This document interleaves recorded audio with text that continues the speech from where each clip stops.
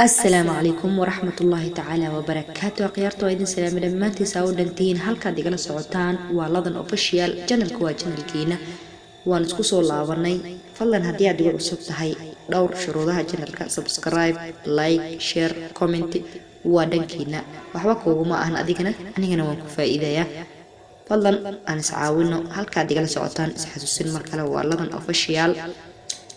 waxa ay ku tahay habeen ama maalin waxaan rajaynayaa inaad ii caafimaad qabto dabcan anigana sidoo kale alxamdulillah ku soo dhawaada caawa maxaan idin wadaa aniga habeen ay tahay idinka ma aqaan waxa idin tahay kulay xilli kasto idin tahay wanaagsan waxaan idin wadaa caawa sheekadii jinka iyo insiga yani guurkii dhaxmaray jinka iyo insiga ayaan idin wadaa caawa ku soo dhawaada waa qaybtii labaad qaybtii koowaad waad ka heli kartaa channelka dib ugu laawo hadii aad igu cusub tahay waad soo dhageysan kartaa ku soo dhawaaw mar kale channelkayga waxaan rabaa inaan soo gudbiyo caawa qaybteedii labaad sheekada sida tan ayay ku dhacaysaa waxay noo mareysay ayadoo leh barbara ma gaartid habeen ama maalin ayaan ku gaarayo dhahay soomeen ninkii sheeg insiga ahay gabadhii ninka ahayd ayadana waxay leedahay kuma gaartid habeen ama maalin 10 cisho hadda kadib hadii ay dhacdo hataa ma gaartid inagee nabad gurigeena oo inta dhow ah ayaa fogeynaya ku karso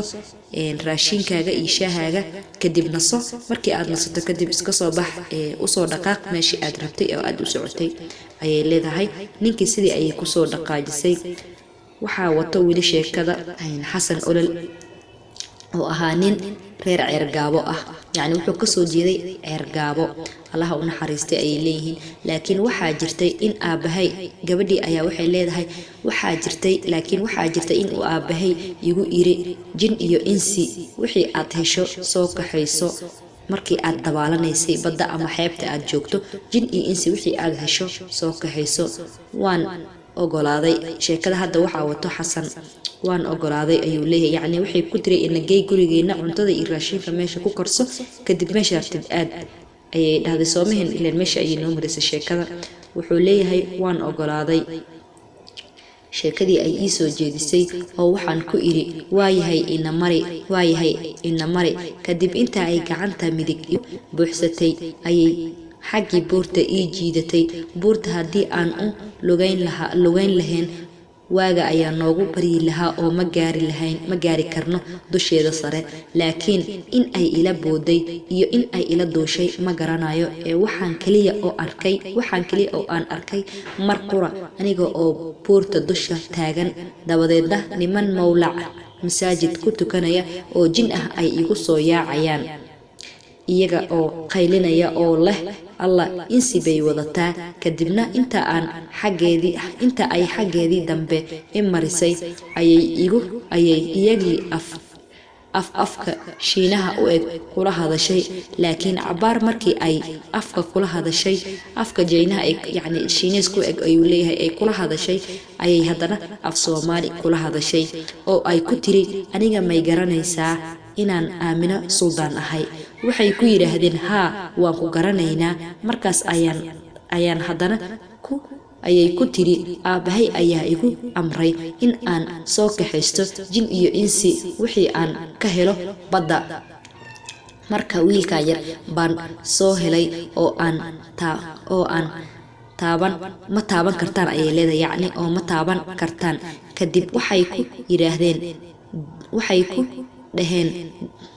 waxay ku dhahdeen yani nimankii ayaa waxay leeyihiin boolkan hasi fadhiisto oo yaanu soo dhaxgelin inta aan aabaha soo weydiinayno dabadeedna boolkii baan la igeliyay laakiin labadeedii sul ayaan ku fadhiistay oo waxaan is leeyahay markii ay ka fogaadaan tow dheh oo jarka buurta iskaga tuur kadibna markii aan cabaar hadalkoodii dhegta u sii dhigay ayaan is dhihi karaa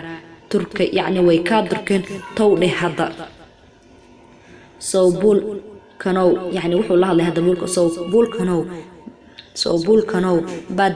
iga tahay yani badbaadad iga yani aan ka raac amal ayaad iga tahay kadibna markii aan orday ayuu buulkii igu soo booday oo futada dhulka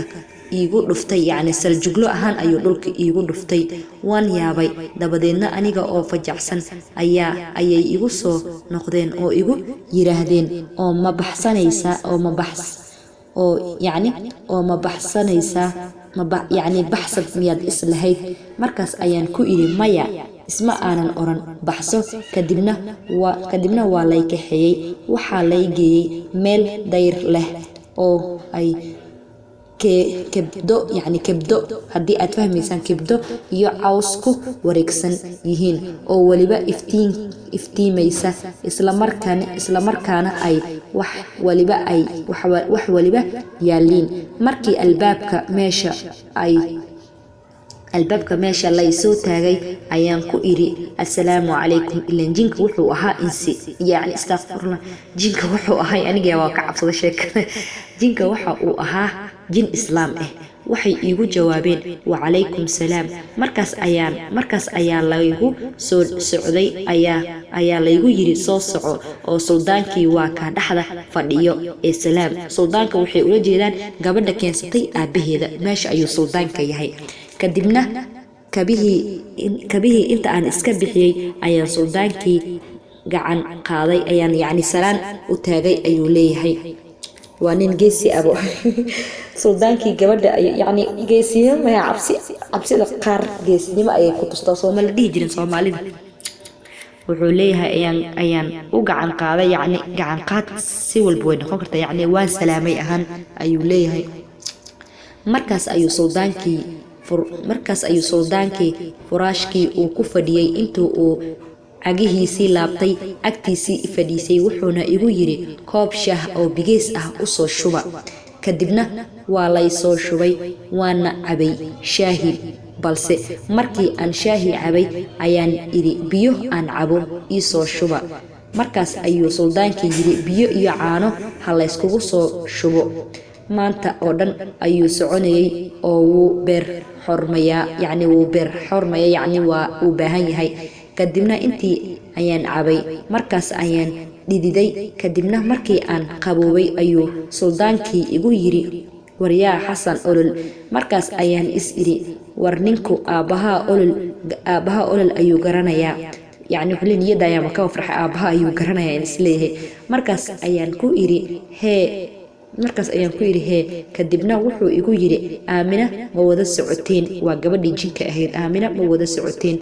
kadibna waxaan suldaankii ku idhi aamina ma gabadhan ila socota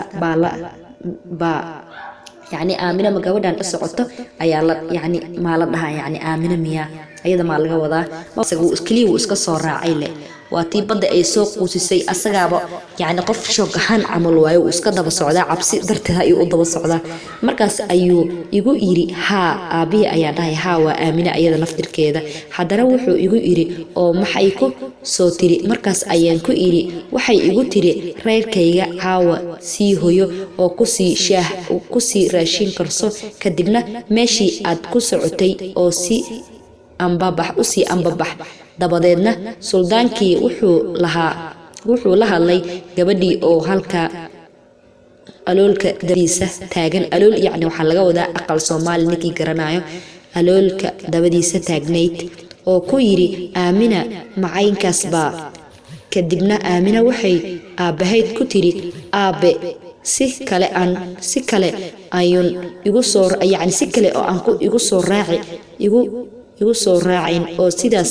ayaan ku soo kaxaystay si kale oo igu soo raaci lahay ma lahayn yacni sidaas ayaan ku soo kaxaystay odaygii suldaankii ahaa ayaa haddana xaggaygii u soo jeestay oo igu yiri waryaa xasan olol gabadhu way ku rabtaa ee adigu ma rabtaa markaas ayaan is idhi war nimankii aad buulkooda ka baxsan kari weyday ayaad maya oran karaysaa kadibna aniga oo baqaya ayaan ku idhi haa waan rabaa aan